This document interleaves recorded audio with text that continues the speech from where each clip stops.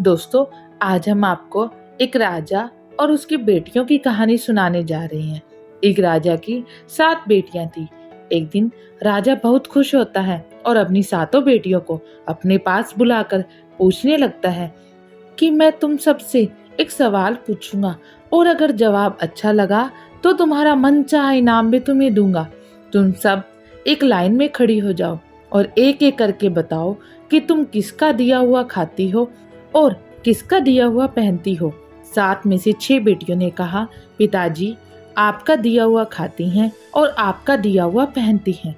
आपकी ही वजह से हमारी ये इतनी इज्जत है। ये सुनकर राजा बहुत खुश हुआ और सबको उसका मनपसंद उपहार दिया। जब सबसे छोटे बेटे की बारी आई तो उसने कहा, मैं भगवान का दिया खाती हूँ और अपने भाग्य का पहनती हूँ और ये मेरा नसीब है। राजा ये सुनते ही आग बबूला हो गया और कहने लगा कि ऐसा कहकर तुमने मेरी बेइज्जती की है, तुझे इसकी सजा जरूर मिलेगी। राजकुमारी ने कहा, जैसी आपकी आज्ञा पिताजी। राजा ने सिपाहियों को कहा, जाओ इसे जंगल में छोड़ाओ, मैं भी देखूं मेरे बिना कैसी ये भगवान का दिया खाती है और अपने भाग्य का पहनती है। राजा के हुक्म के अनुसार राजकुमारी को अकेले जंगल में छोड़ दिया गया। लेकिन राजकुमारी बहुत ज्यादा बहादुर थी और भगवान पर बहुत विश्वास रखती थी कि जो भगवान ने मेरी किस्मत में लिखा है वो मुझे जरूर मिलेगा। सब सिपाही राजकुमारी को छोड़कर वापस चले गए। राजकुमारी जंगल को देखने लगी। चारों तरफ पेड़ ही पेड़ थे और दोपहर से शाम होने वाली थी कि राजकुमारी ने सोचा, कुछ लकड़ियां जमा कर लूं ताकि रात को आग जलाऊं, फिर कोई जंगली जानवर पास नहीं आएगा और रात भी अच्छी तरह से गुजर जाएगी। राजकुमारी जंगल में लकड़ियां ढूंढने चल पड़ी। चलते चलते उसकी नजर एक झोपड़ी पर पड़ती है, जहां बाहर एक बकरी बंधी हुई थी और अंदर से खांसने की आवाज आ रही थी। पहले तो राजकुमारी हैरान हुई कि इतनी वीरान जगह पर झोपड़ी, ये कैसे।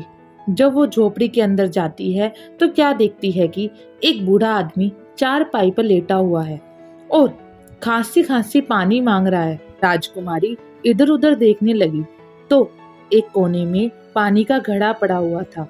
वो गिलास में पानी भरकर उस बूढ़े आदमी को पिलाती है और झोपड़ी की साफ सफाई करती है। इतने में वह बूढ़ा आदमी राजकुमारी से पूछता है कि हे बेटी, तुम कौन हो और इतने बड़े जंगल में तुम अकेली यहाँ क्या कर रही हो। राजकुमारी ने उसे बताया कि वो यहाँ तक कैसे पहुंची।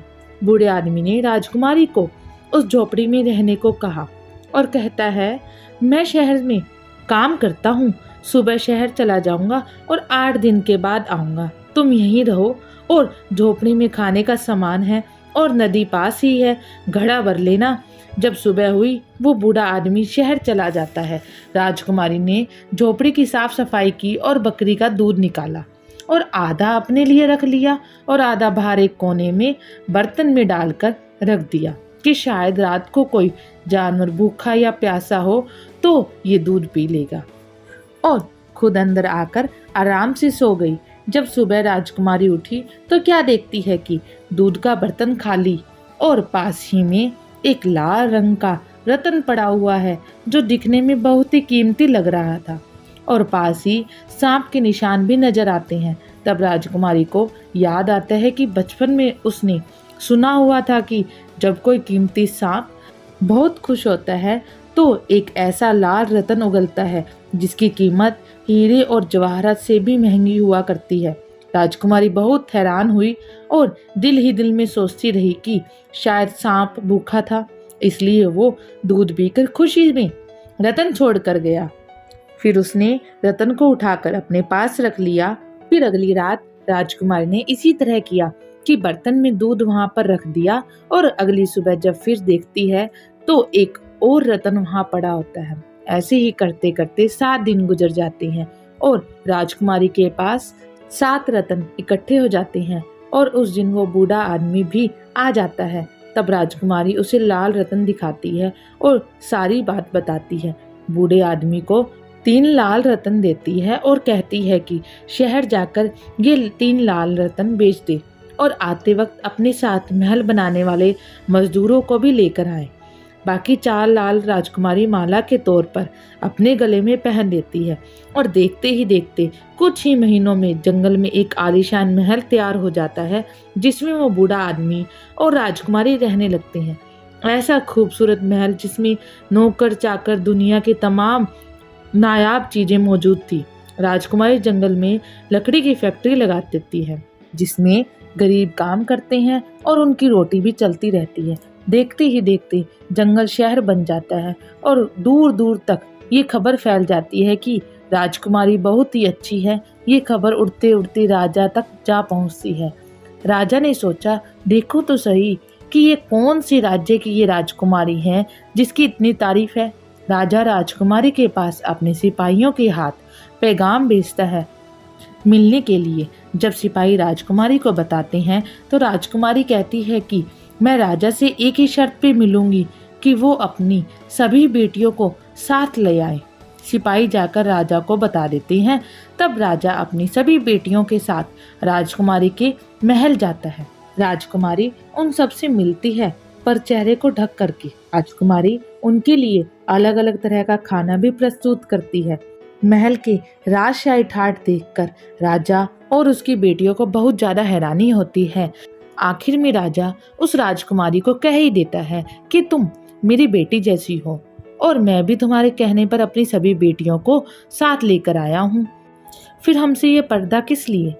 बहुत बार कहने पर राजकुमारी कहती है, ठीक है, मैं तैयार होकर आती हूँ। सब राजकुमारियाँ आपस में बातचीत करने लगती है कि इतनी तो तैयार है, इतने महंगे गहने पहने हैं, अब और कितना तैयार होकर आएगी। इतने में क्या देखती हैं कि दूर से एक खस्ता हालत में कोई आ रहा है। गौर करने पर राजा को याद आता है कि ये अभी तक जिंदा है। मैं तो सोचता था कि जंगल के जानवर खा गए होंगे। जब मैंने अपने सिपाहियों को उसकी खबर लेने भेजा तब उन्होंने ही बताया था कि वहाँ राजकुमारी का कोई नामो निशान भी नहीं था। तो ये कैसे संभव है? राजा खुशी से झूम उठा और कहता है कि राजकुमारी को बुलाओ, मैं राजकुमारी से तुम्हें आजाद करवा के ले जाऊंगा, चाहे वो तुम्हारी कीमत में मेरा राजपाट मांग ले। ये सुनते ही राजकुमारी बोलती है, नहीं पिताजी, मैं ही वही राजकुमारी हूँ। मैं ना कहती थी कि मैं भगवान का दिया खाती हूँ और अपने भाग्य का दिया पहनती हूँ। बस उसी भगवान ने मुझे कहाँ से कहाँ तक पहुँचा दिया कि मैं आज आपसे भी ज़्यादा अमीर हूँ। फिर राजकुमारी अपनी पूरी कहानी बताती है कि वो यहाँ तक कैसे पहुँची और फिर उन्हें दिखाती है अपने गले की वो माला जिसमें अभी भी 4 रत्न मौजूद होते हैं। ये बात सुनते ही बाकी सभी राजकुमारी मन में जलन करने लगती है और सोचती है, काश हमने भी तब यही कहा होता कि भगवान का दिया खाती हैं और अपने भाग्य का पहनती हैं। दोस्तों, भगवान पर विश्वास रखो, वो जिस हाल में भी रखे, हमेशा धन्यवाद करना चाहिए। भगवान तुम्हें कभी अकेला नहीं छोड़ेंगे। दोस्तों, हम उम्मीद करते हैं कि हमारी आज की वीडियो आपको पसंद जरूर आई होगी। अगर वीडियो पसंद आई हो तो इस वीडियो को लाइक करें, हमारे इस चैनल को सब्सक्राइब करें। हम ऐसी और वीडियोस लाते रहते हैं।